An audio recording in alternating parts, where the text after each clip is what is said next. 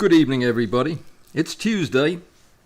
I shaved my head, not because it's Tuesday, just because it had too much hair on it. How's everybody doing? It's a red letter day today. I finished the Optolux review and sent it to Switzerland for a fact check. And hopefully the facts will be close enough to right and we can get that thing out to you directly. Tonight we're talking about several things. It's a bit of a mixed bag, but it's all interesting and it involves quite a bit through the microscope, actually. We're going to be looking through the microscope and hoping to have sound at the same time. Should we test that? Let's test that. Let's see if the microscope sound is actually working. Can you hear me? Can you hear me when the wasp is in the picture? You should be able... Oh no, if you can, it's because I'm talking into this other microphone. Let me turn that off. Can you still hear me? Now's when you should be able to hear me through the microphone on my shirt.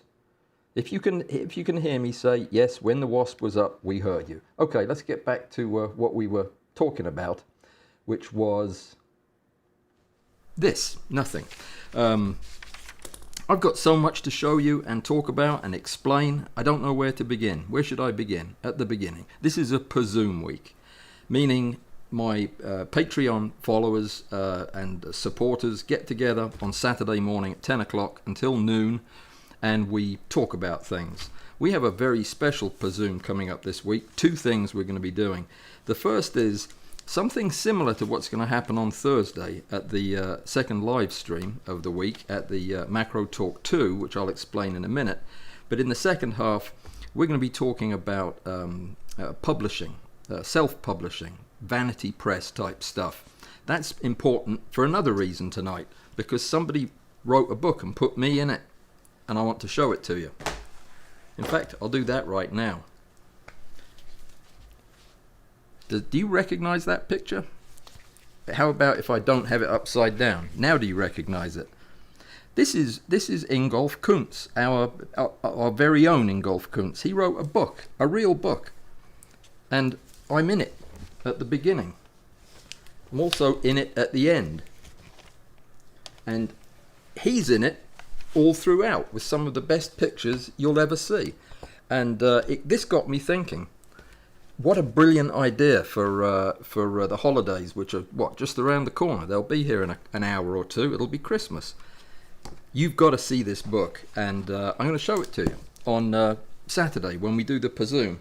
We'll talk about self-publishing, how you do it, what it costs, the benefits, the disadvantages, all that kind of stuff.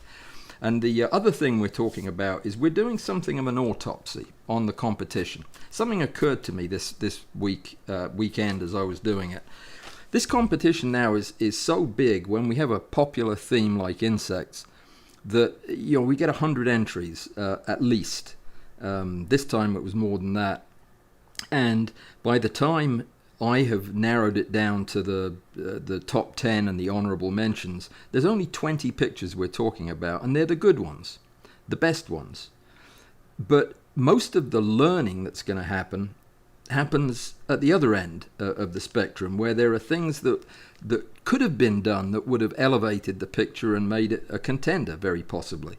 And it occurred to me that we are kind of missing the point a little bit. We're celebrating our good photographers, our experienced, talented photographers, but the people with talent who haven't yet figured out how to express it, they're just not getting a fair shake out of this. So what I've decided to do, at least for this month, to try it out, is we're going to do a pretty thorough autopsy on Thursday, and I'm not going to show any of the winners. I'm going to show the photographs that were beaten by the winners, and explain why they were left in the ranks while the elevated winners were moved up. Why was that? What was it about the picture that made me do that? And I think that might be very helpful. I promise you this: if you submitted a picture and I didn't talk about it, then there is a chance that it'll be talked about on Thursday. But if I do talk about your picture, it will be respectfully, gently, and supportively, and it will be to help you win the competition. I promise. Nothing mean or underhanded. It'll be a real effort. And now those people who are Patreon supporters are going to have the same deal on Saturday, except they'll be able to talk back and discuss it with me in real time. So we're going to look at those pictures too. So maybe at the end of this big competition each month, we can come away with some useful information. Because gosh, there's so many of them. I wanted to call the person up and say, if you just did this and this would have been in the top 3. But you can't do that. It's a competition. Okay, so there you go. There's a new thing that's on the horizon. It's a Photoshop thing, and it's called no, I can't tell you what it's called. I can only tell you a couple of things about it.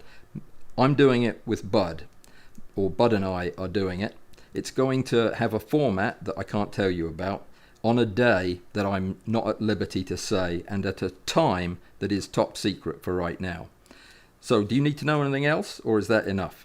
Well, we don't know any of those details yet, but we're working them out. He's on a trip this week, so that's why he's not here tonight, and we couldn't finish the discussion because I was late for this. So it is coming up, and I would guess within the next couple of weeks the first episode will be ready for your participation. It will be a thing for everybody to join in.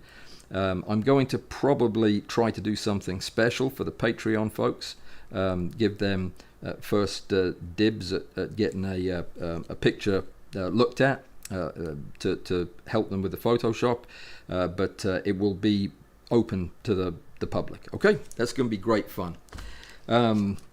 Let me see, what else did I have for you?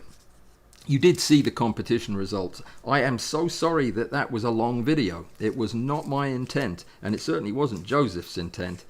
Joseph did a fantastic job, as did Lauren last month, of really helping me out tremendously with their perspective and their witty and helpful comments. They helped me see things that I otherwise would not have seen.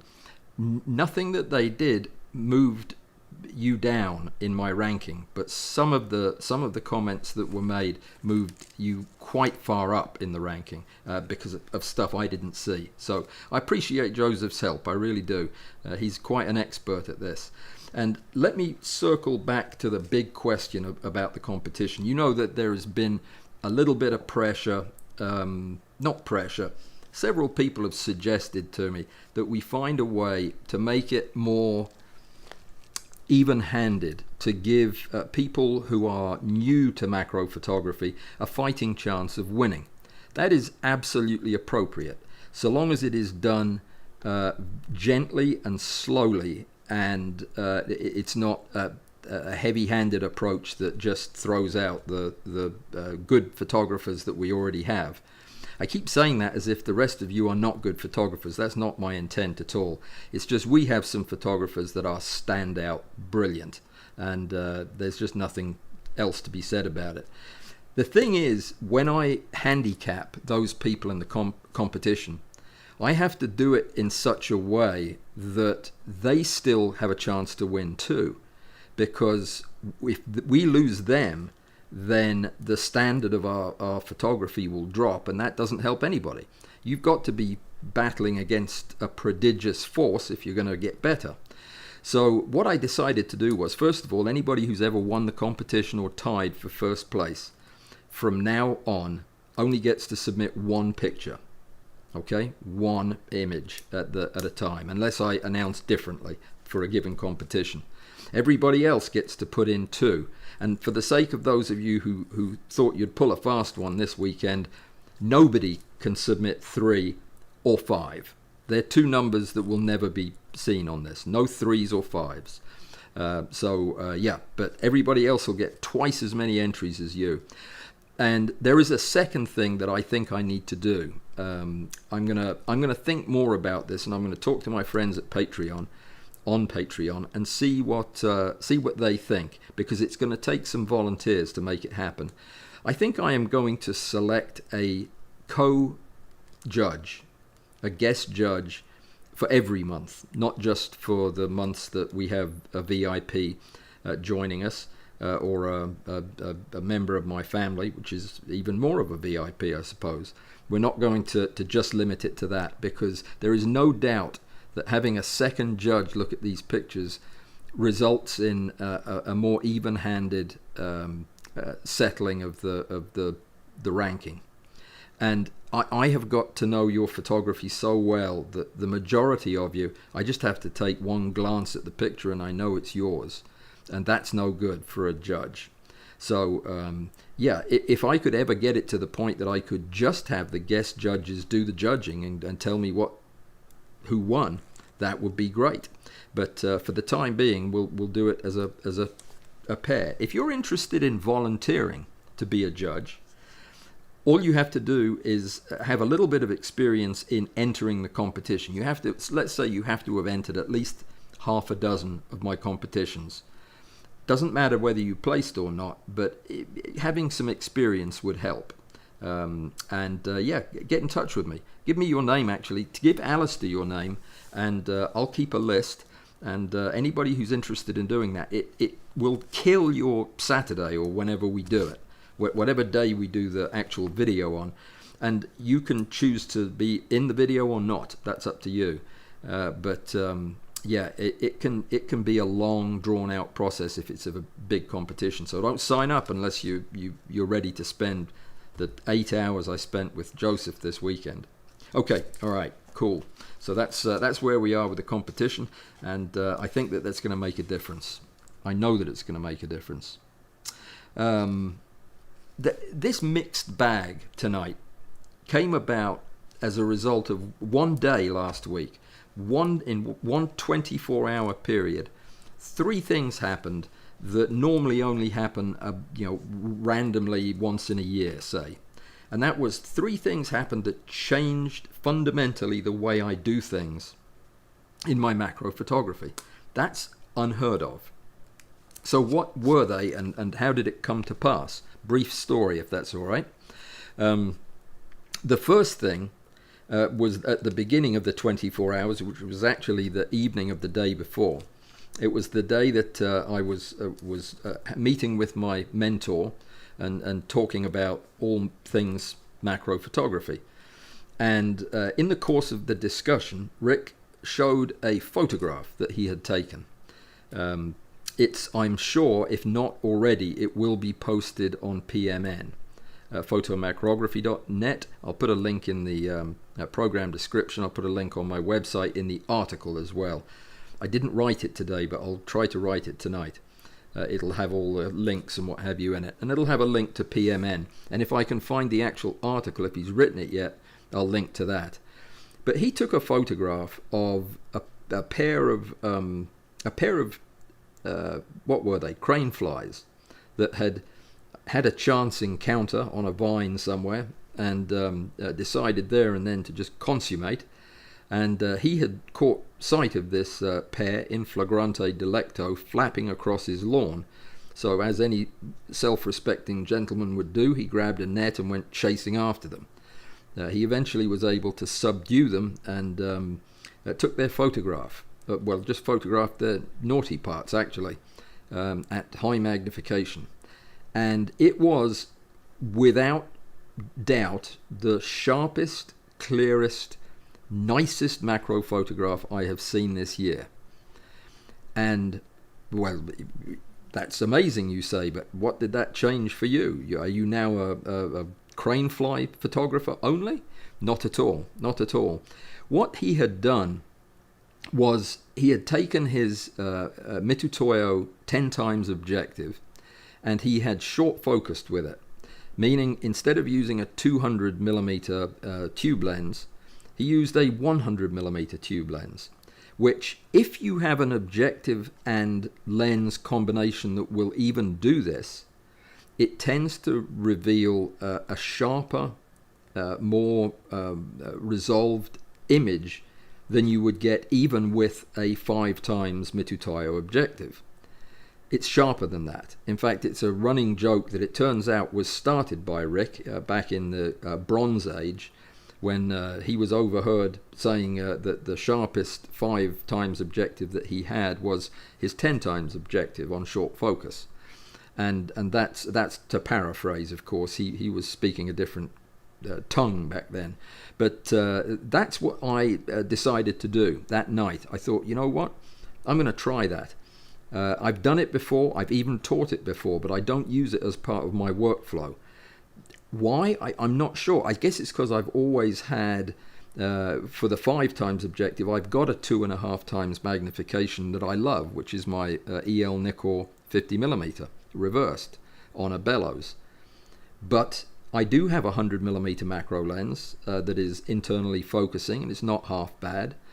And I do have a 10 and a 5x objective, and a 20 for that matter. So I immediately started testing all of my objectives on that lens with a 0 infinity space, a single adapter connection. And I was blown away by how sharp these pictures were. I have put together a collection of them. They're not ready to show you today because I ran out of time. But they are sharp, very, very sharp indeed. And it's definitely a technique that I need to use. I'm going to be teaching it again to show you how to set it up and how to do it. It's not really any different than using a 200mm tube lens. It's just a 100mm one, and it's not going to work with every lens. It's not going to work with every objective, but it does work with these ones. And it's pretty remarkable, the difference. You understand the optics of why this is. You're stretching out the photograph much less because you have a lower magnification because of the shorter focal length. So you're getting all of the resolution that the numeric aperture of the objective gives you, but you're not giving any of it back by stretching the picture out. So it's incredibly highly resolved. Yeah, you've got to try it. It's fantastic. So that is now a very important part of my consideration when I'm looking at a subject. If it's in the right kind of ballpark, there are going to be times when I will choose, in fact, to use my Nikon CFI Plan 10 times objective on a 100mm short focus rig to get a 5 times magnification that's probably going to be as sharp or sharper than the Mitutoyo. It will have a shorter working distance, but I can live with that. So it's very exciting. I urge you to try it. If you have a macro lens, it needs to be close to 100mm. I tried it on my... let me tell you one thing that I would be remiss if I didn't say, and you went out and bought a 100mm lens and an objective. Some of the lenses that you can buy may not give you full frame coverage. You may have some pretty bad vignetting when you do this. My vignetting was so bad that I have just a black circle around my subject, which is eyeball piercingly sharp. So I've tried it with the old Nikon 105 macro lens. It does not vignette, but it's not quite as sharp. I'm considering buying one of the lenses that Rick has, which is a 100mm L lens, or EL is it, from Canon, the 100 micro. Yeah, so I might try to find one of those. But anyway, it's something to try. If you've got the bits and pieces, if you've got an adapter that works, try it. And if you don't have that magnification, if you don't have a 5x but you do have a 10, then you must try this, because you'll find it extends your reach. Even the 20x Mitutoyo at 10x on short focus was incredibly sharp, much sharper than I ever see at 20. So that was the first thing that happened.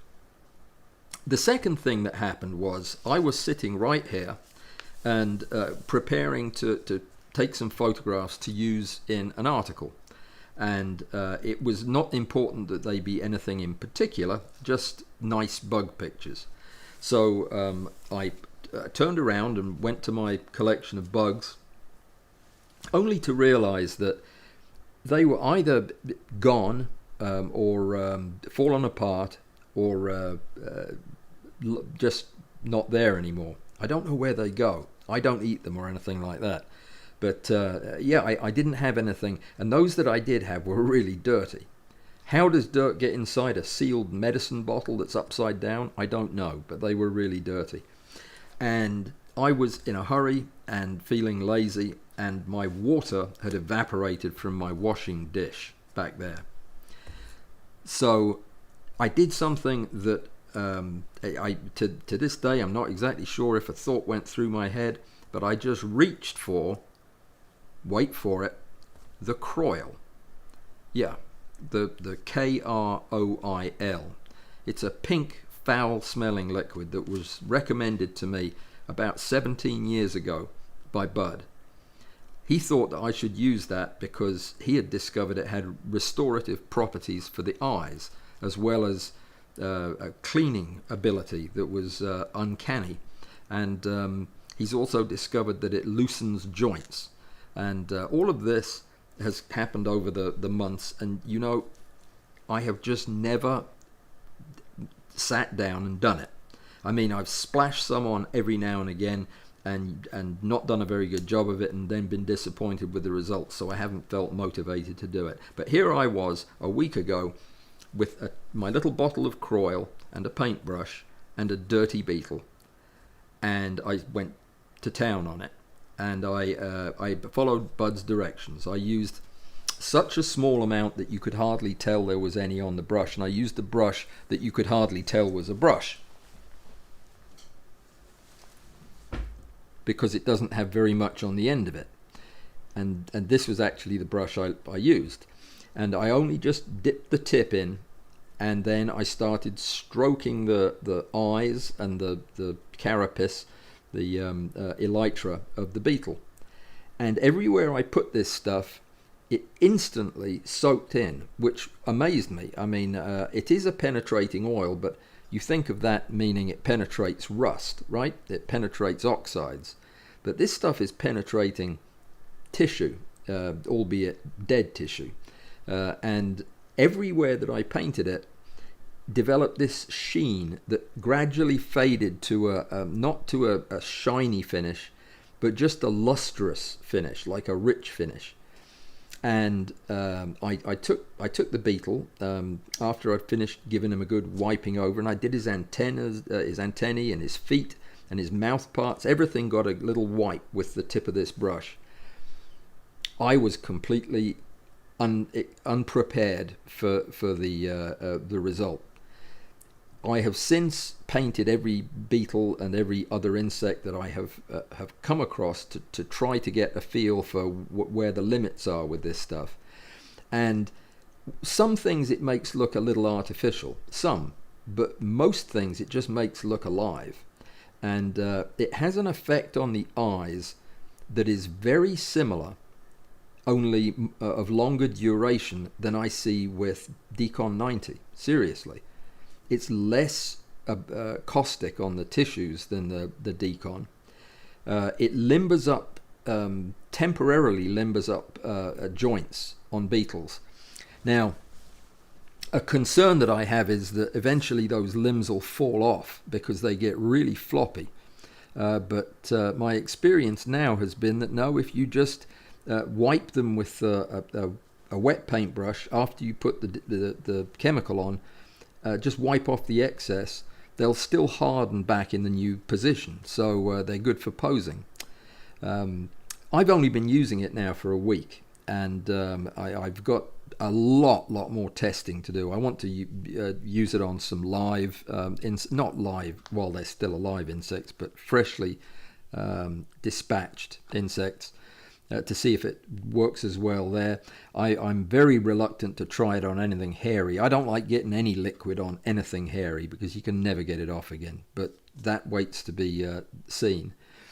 If it in fact is as amazing as it seems to be, and if it holds up to the test of time, then I'm going to start recommending it and start teaching it.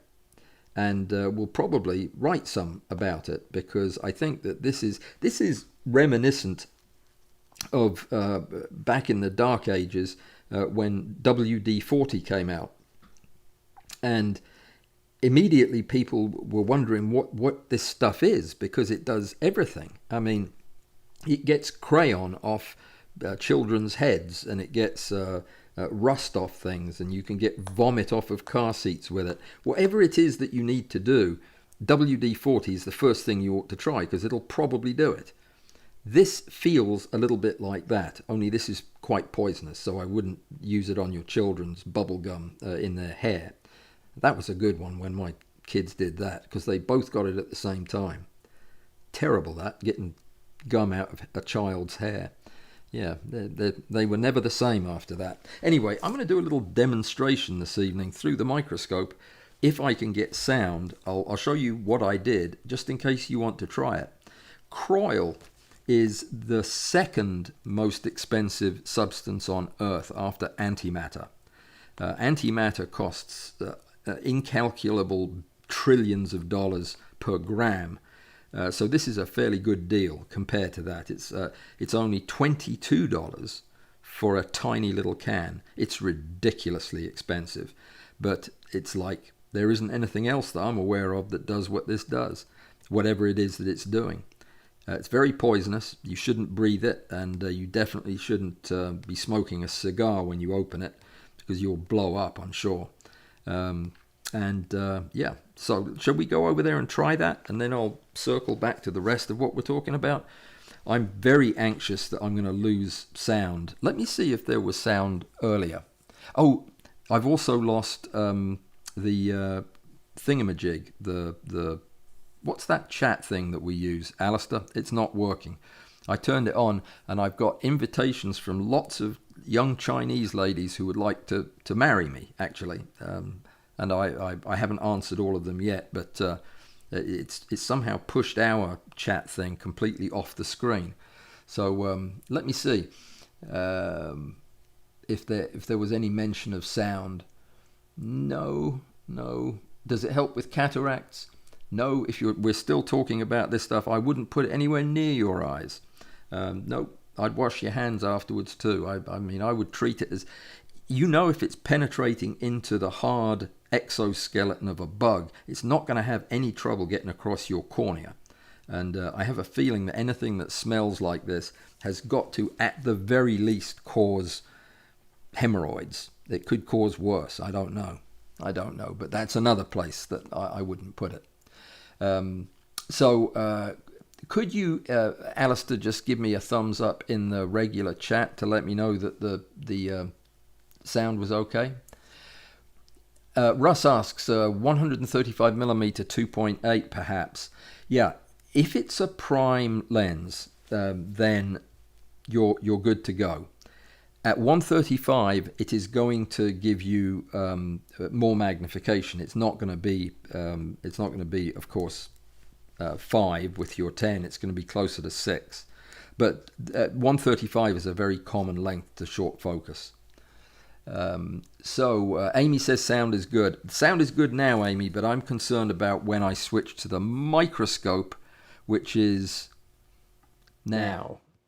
Is the sound still good? That is the question. If the sound is still good, then I will turn around and go over to the microscope, and it should continue. But I can't see yep, it's still good. Okay, great. Thanks, Alistair. All right, so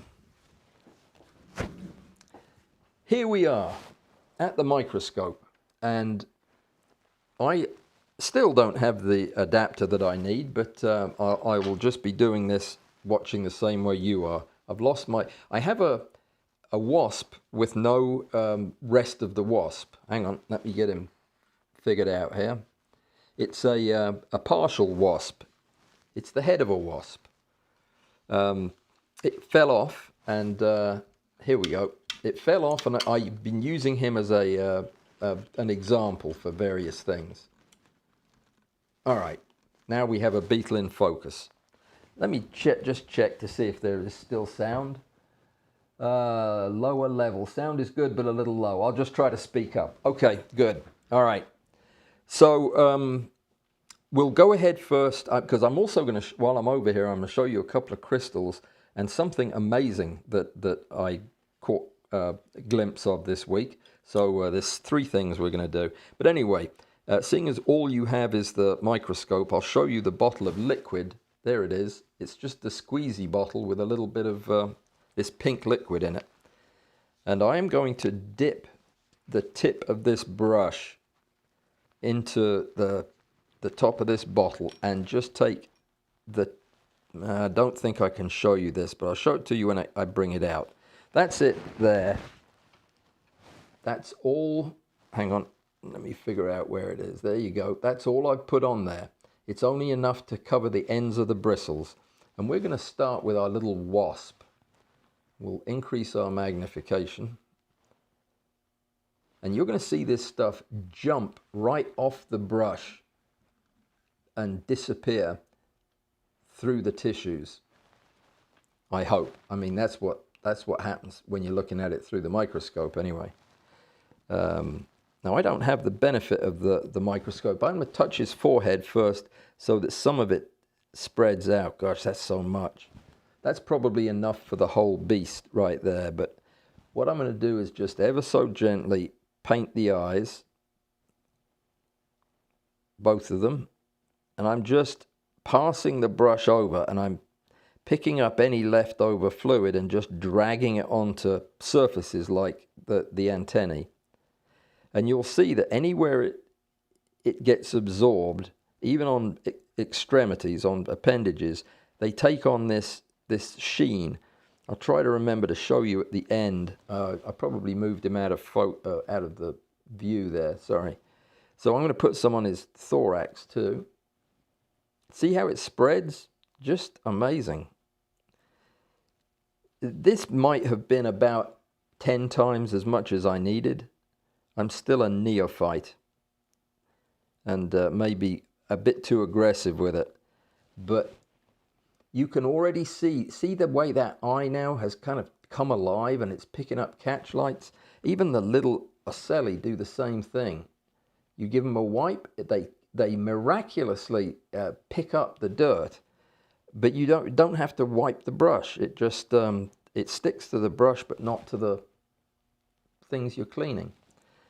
Anyway, if you try this, you're going to find that everything you clean looks so much better that you're going to have to then go photograph it, even if you weren't planning on. Look at that eye.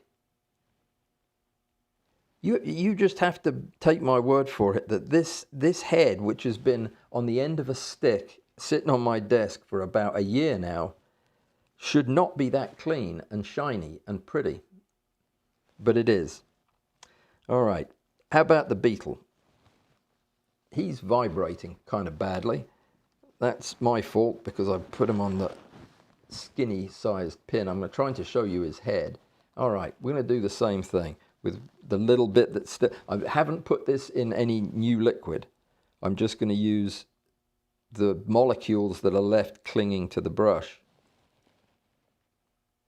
Can you appreciate a difference already just with the residue of this stuff? Gosh, I can even without the microscope. Mouth parts, no problem. So this could be a new thing to sweep the macro world. I'm trying to get that eye positioned. Isn't that a nice picture through my microscope? Lovely. Yeah, it just takes almost a dry brush with that at one point had the croil in it, is all it takes. See what it's doing to the back there? If you don't get on the link thing, go over to my website and get the link to get some croil, and use my link because that's a good thing. It will, I think it guarantees you get to heaven or something. But do that and use the link, buy some croil, and we'll test this stuff together and find out what its limits are. But right now, I'm pretty excited. I really am. I mean, these are starting to look like museum quality bugs, and this is one old beat up beetle that's really been through the ringer. But yeah, I'm just so excited. It's got patches of mange on its back. I don't know if this would do anything to them. I doubt it. Well, I painted this one and it seems to have faded. Let's paint one of the others. There's another one. They do fade, don't they? I think it's possible that we've just discovered some kind of a miracle here. Man, this makes a difference. So anyway, the stuff is Croyle. I tell you what was in it, but I have no idea. You'll know it's Croyle when you take the lid off, because there's nothing that stinks as much as this stuff. That little molecule or two that's left on the brush will stink my office up for the next week. That's okay. It's worth it. That's Croyle. That's one of the new things. I'm going to show you some other stuff while I'm over here, assuming you can still hear me. You know what? I could maybe turn the sound up on that microphone. I'm gonna see if anybody's still there. Are you still out there? Can you hear me? Seems like the Croyle eliminates a lot of the toil. Uh-oh, we have a new slogan. We have a Croyle slogan. It's easier to see how the Croyle works when the microscope is focused. Well, that sounded like a smart alecky remark, David. It is focused. It was focused. Oh, tell me it was focused, because I couldn't see. I was looking at looking through the scope there. Oh well. Anyway, give it a try, and yeah, there's no other complaints. Those who can't hear, turn up your volume. There you go. That's one way to do it, Gary. And I'll try bumping up the volume on my... oh, I can't. It's already maxed out. Oh, I'm back on the other thing is what. Just ignore me. I don't know what I'm talking about. This is the one that I am going to bump up, the wireless one. Okay, I'm going back to the microscope. Got two things to show you. The first is, have you ever seen one of the tiny little variable resistors, they're also called potentiometers, that you find attached to the printed circuit boards of some electronics? They look like this, and you can tell it's one of them because it's got a teeny weeny little brass screw on the end with a flat hole for your screwdriver. I don't know if you can see that, but that's what it is. And it's only, well, you can see my fingers, and my fingers have not suddenly enlarged, so this is the size of the thing. It's tiny. Well, I had a thing that I broke. I put too much electricity through it, and I had one of these on it, and I thought, well, this is a chance to see what's inside. So I started with sandpaper and just slowly sanded my way halfway through this device. And look what's inside it. This is the most delightfully elegant little thing.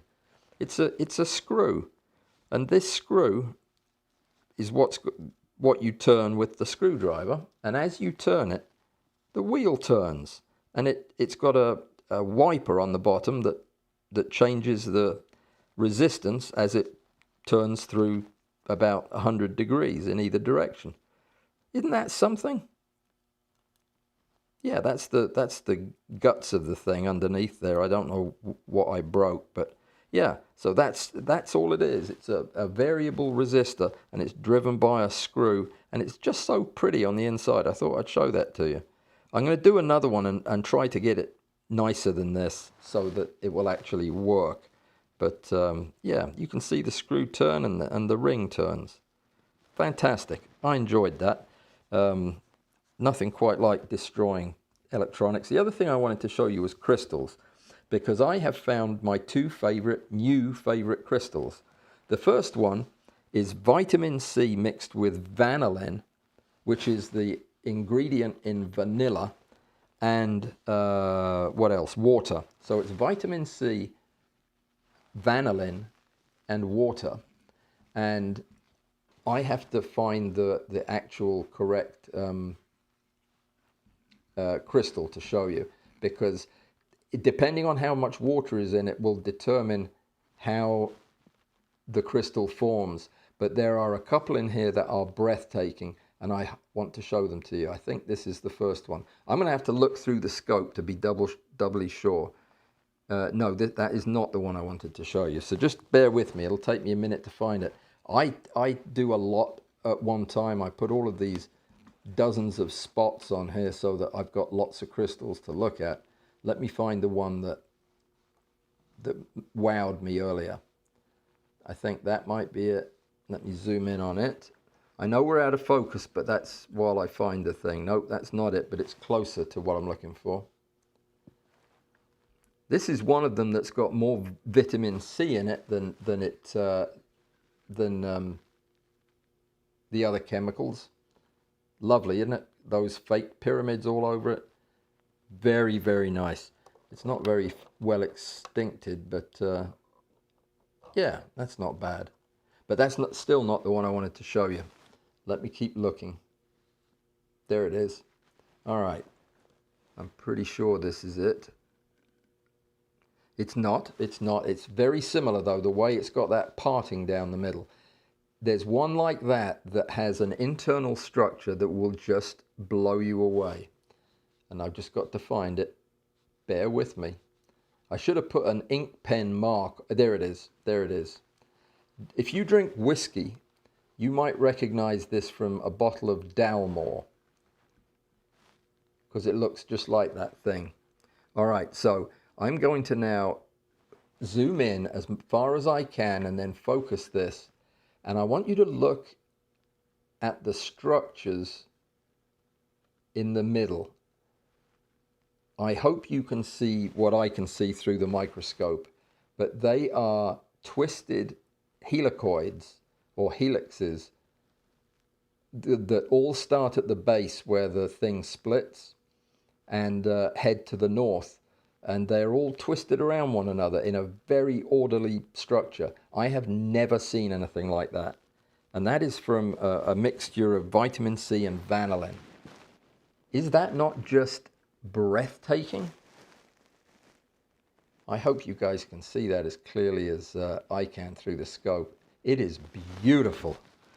That might be my number one crystal of the year. And what's funny is these were all made with the same dots from the same paintbrush of the same mixture of compounds. Yet just the size of the drop, I don't know, the temperature of the glass, where depending where I was holding it, some things making huge differences between the adjacent blobs. Some of them look like real spiky things, and some of them are flat, and some of them split like the one I just showed you. But that split one is the most amazing thing, those metal-looking chords. Okay, I don't want to waste any more time with this, except to show you my other favorite crystal, which is a mystery crystal. I keep a piece of glass up here that I just dab the brush on to get excess liquid off. And I've never looked at it until today. And then I looked at it today and I found two things. First of all, it is absolutely covered, this whole piece of glass, with jewels in every color of the rainbow. It's like piles of precious stones. Look at that. You really have to look through the microscope to appreciate how gorgeous that is. And as I was going, wow, and just looking at all of these different birefringent crystals of who knows what mixture of chemicals caused this, I came across the thing I'm going to show you, which is another thing that I have never seen, didn't know existed. Look at these. Some of them are gigantic. So I was just cruising around here, and I came across this thing that gives the illusion of depth in a way that is just really creepy. It's similar to this area here, but more so. Let me find it. Just bear with me. This is a huge glass slide. That's another one that's similar, but it's just a crystal that's formed in such a way that it gives an illusion of depth that is absolutely mesmerizing. That's not it either, but it's even closer to the right look. I didn't realize there were so many of these. I'll know it's the right one because it's got what looks like a short and curly hair stuck to it. It doesn't belong to anybody I know. It must just have crystallized there.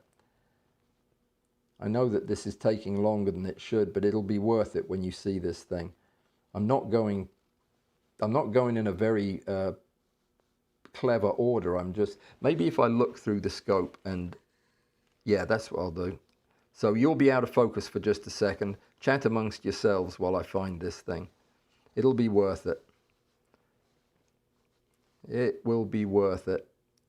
It's these things that are stacked up. It's like the Giant's Causeway of crystals, except they're all colored on top, like pencils. But let me get back to looking, and I'll be right with you. It turns out there's hairs all over this thing, so that's not helping. All right. You know, if I touched this and maybe wiped it off, I will be very upset. No, there it is.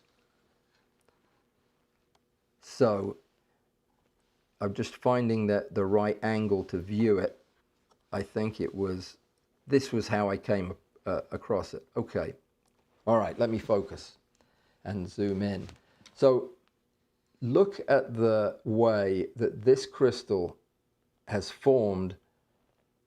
It's flat as a pancake, but does it not look to you like it's completely hollowed out and forming a cave? That is so three-dimensional, it's uncanny. And then you've got all of those gorgeous colored crystals all around it. Look at that. Oh boy. This stuff is so interesting and so fascinating to look at. Yeah, that's what I saw, and I thought the guys need to see this. They'd love this. If you haven't done crystals, if you're not doing a little bit of crystal growing, you are missing one of the most fun things to do in the universe, I think, anyway. So that's it for the microscope. Was that fun, or was that a waste of time? I imagine somebody will say. Oh, the computer says we have an excellent connection. That's good. All right. Let me see. I'm looking at the notes to make sure that we're okay on sound and picture and everything. We're getting ready to talk about the third thing before I run out of time, which is the third thing that changed the way I was doing things. So we've had the presume and we've had the short focus. The third thing surprised me even more than those two. Several years ago, I bought a Wacom tablet because it was actually because of a guy that does Photoshop videos. He's been doing them for a long time. I'm going to forget his name right now, but he's absolutely a genius at it. He's very good. His teaching is excellent. His style is cool. He does a great job. Very much enjoy his stuff. And he always used a tablet. And I thought, there must be a reason that the guys that are using tablets are using them. So I bought one and I learned how to use it. I learned the shortcuts and I didn't like it. It didn't help. Mainly because by this point I'd been using my fingertips on trackpads for many, many years. And that's what I normally do. I use a good quality Apple trackpad.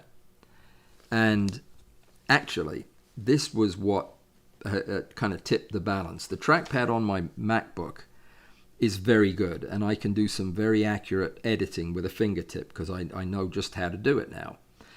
When I got this, the MacBook, the Mac Studio, I discovered that the trackpad, no matter how you set it up, could not draw a diagonal line. It could approximate a diagonal line, but it would step. It would want to go either up or across, not diagonal.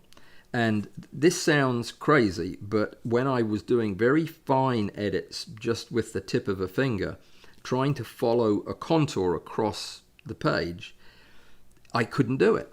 I just couldn't keep the line straight because it would start deviating towards horizontal or deviating towards vertical. And it has been driving me nuts. But I've had this computer for almost a year now, and I guess I just learned to live with it. But something happened that same 24-hour period. What was it? It was somebody said something about using a tablet, but I can't remember. It was a funny line. Anyway, whatever it was, I thought, you know what? I'm going to grab my. I was teaching. I was teaching John, one of my students, and we were talking about tablets. And I said, you know what? I need to grab mine out and refresh myself so I can show you how to use yours. I plugged it in. I have the Wacom Intuos Pro, which is it's the medium size, but it's ginormous. I mean, it really is huge. This is all of it right here, so it's a big space. I got this, and I plugged it in, and it turned on, which amazed me, and I started using it, and it was as if, not just as if I had never stopped using it, because I was never very good with it. It was like all of a sudden I had an intuition on how to use it, and the pen felt comfortable in my hand, and I just started using it all the time. And I have been using it to do all of my editing ever since that moment. And I am absolutely positive that my Photoshop work is better than it ever has been before. I'm basing that on a lot of photographs I've taken just to test this out. It can do things that I can't do with my finger, no matter how carefully I try. And it'll allow me to well, you know what? I'm going to try this. It might not work. When we've done this before, it hasn't. But I cannot show this screen while I'm doing the live stream. But what I can do is point my other camera at it, and maybe you can see. I will try. It's worth a try. I just happen to have some photographs that I was taking this afternoon that let me see if this will show up. Oh, this phone gets really hot. I'm gonna switch to the phone. Well, that doesn't look too bad, just for a couple of minutes. Do you think that'll do? Well, we'll give it a try. It'll be like you're just looking over my shoulder. Let me find a suitable buggy type picture from what month is it? It's June now, isn't it? Yeah, I was doing some stacks earlier. Yeah, I don't really like any of these, to be honest. Yeah, it's kind of messy. But yeah, it's got some things wrong with it. So let me just open this in Photoshop. I'm using the trackpad to open it, just to make sure that... can you hear me? Yeah, it looks like my microphone's working. Okay, good. So let me edit this in Photoshop. I use the beta, and we'll copy it with adjustments. Okay, so here we are. I'll make a copy of it, Command J, and then I'll select the subject. I'm just thinking of something to do that will need an edit, and then with it selected, I'll just make a mask. I haven't edited this thing properly yet, so we'll just turn the background off like that. Okay, so this is, well, I just turned it back on again. That was funny. The first time you touch it, sometimes it reacts to your hand pressure in a way. But if you've never used one of these things, it is so intuitive, and it does such a good job. I'm just going to hit B on the keyboard for brush, and I'm on the background layer. So I'll get on the correct layer, which you can't see any of, I guess, because I'm on the other side of the screen. Bear with me. I've just selected my mask, and I've got a brush, and I'm going to try to paint out some of this blue that's showing through. That's the kind of thing that you do all day long if you're a macro photographer. So I need a black brush to add to the mask. So what I'll do is I'll make the brush smaller because I use the bracket keys to do that. Make it smaller. It's a black brush. I leave it in multiply because that will spare the lighter colored parts. I'll put the flow to 10% and the opacity leave it at 100. Then I'll zoom in so you can see what I'm doing. Oh, I tipped it sideways. Hang on. I can fix that. Well, I'll do that later. So if I go in here now and make the brush even smaller, I can actually get in here and remove those little areas of blue. Trust me, I could not do this with a finger. See how that does?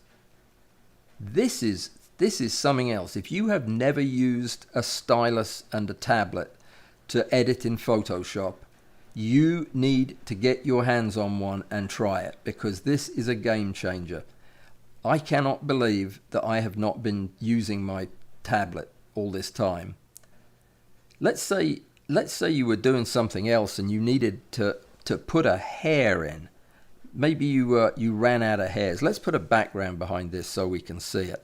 We'll just put a gradient of some kind in there, whatever gradient we have. That one looks good. So we'll just put it in there. Now you can see that showing up. Now, what was I going to do? I was going to demonstrate something, and now I've completely forgotten. Let me go back to my brush while I'm thinking about it. So it's the same thing. Now I'm just painting it out, and it's showing the uncovered gradient.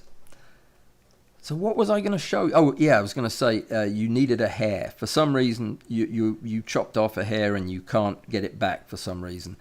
Look at this. Just take your brush, find the color of the hair. The way you do that is just click on the foreground, click on the hair, select that as your color. Now you've got a hair colored brush. Make your brush really teensy tiny like this, and just paint the hair in. I'm going to have to increase the opacity and get it off multiply. I'll put it in normal mode and increase the flow rate to about 50 or 60%. Now I can paint in hairs that are going to look just exactly like the ones that are on there. And you can't do this with a finger. You can try, and it might not be a complete disaster, but I could never do it convincingly. See how believable that is? You probably can't because of the phone and everything, but this is a game changer. This is a game changer for me. Turn that to black, and you can add something to fill in. I can't even find my hair. There it is. You can put a little bit of black in to make it look like the others, or put it in the middle of it.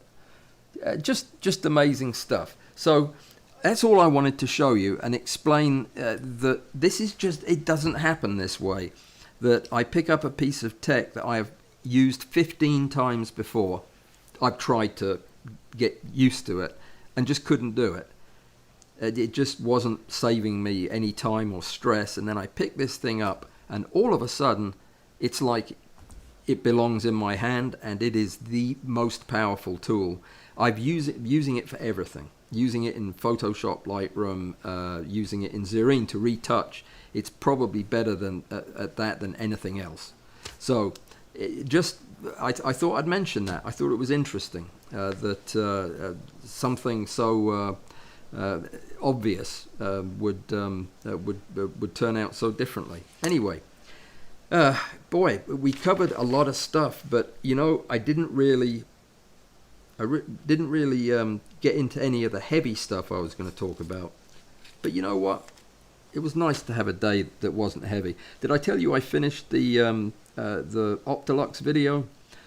I did. I was taking some pictures to. I didn't like the cover that I made, and I also changed the title. So I was trying to get some fresh pictures and didn't like any of the ones I had, so I had to go photograph some more. And it is now pouring with rain outside. And I can't remember where I put the pictures when I imported them. So don't worry about it. I won't be able to show them to you. But some of them were pretty clever, I thought. You'll see them. Here they are. Yeah, let me get to where I took so many stacks, thousands and thousands of images. Now, these aren't them. These are the ones that I didn't like, but the ones I took today, I don't know where I put them. It's crazy. I can lose stuff inside of an hour, probably inside of 10 minutes. It should be listed as my last import though, right? Yeah, previous import, 62. There they are. So what I did was I did some very trendy looking pictures, kind of took them sideways. Yeah, they'll look extremely sideways now from that angle. But yeah,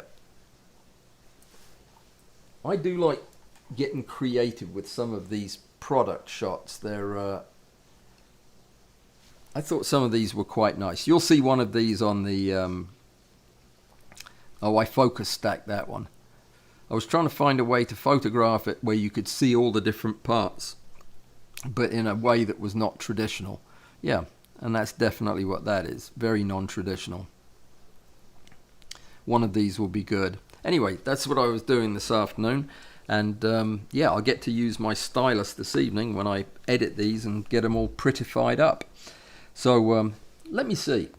Larry, mouse works almost as well. The absolute mapping of position to pixel really helps with brushwork. Yeah. It is the pressure and the tilt and the angle, all of that I can't do with my fingers that the stylus does perfectly. I hear people tell me you can do just the same with a mouse, and I see people doing that all the time. I've never got on very well with the mouse. My mouse, when you're charging it, you can't even put it flat on the table, so it's pretty useless. Yeah, this stylus is the bee's knees for me. I love it, absolutely love it. Let me see, but the pressure is the key. You can manually set it up that it reads your amount of pressure, so you know what a hard press is. Might be different than somebody else's. I go through these nibs very fast. I think I press too hard, but anyway. Short focus.